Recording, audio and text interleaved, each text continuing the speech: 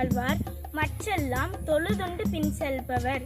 ஆம், இவ்வுலகில் யார் இந்த தொழிலை செய்தாலும் அவர்கள் அனைவரும் உழவு தொழிலை வணங்கியே ஆக வேண்டும் என்று வள்ளுவர் கூறியிருக்கின்றார்.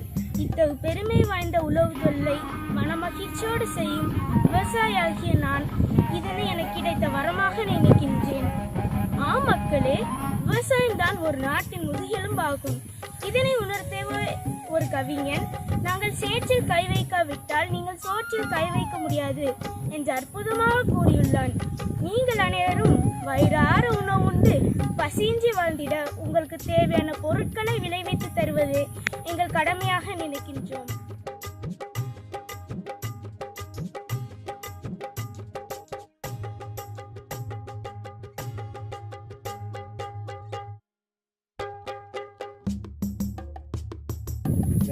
உழுதவன் கணக்கு பார்த்தால் உனக்கேனும் மிஞ்சாது என்ற ஒரு பழமொழி உண்டு.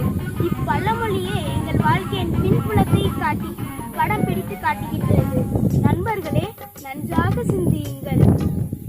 ஆணை கட்டி போரடித்த பூமி நமது பூமி. ஆனால் இன்றோ எங்களை போன்ற விவசாயிகளின் நிலையை உலகமே அறியும். விளைவிக்கக்கூடிய உணவுப் பொருட்களுக்கு உரிய அங்கீகாரம் தந்தால் எங்கள் வாழ்வு மேம்படும். வருங்காலத்தில் நாம் சந்ததி தலை தோங்கியும் விவசாயம் செழித்தோங்கியும் வாழ்ந்திட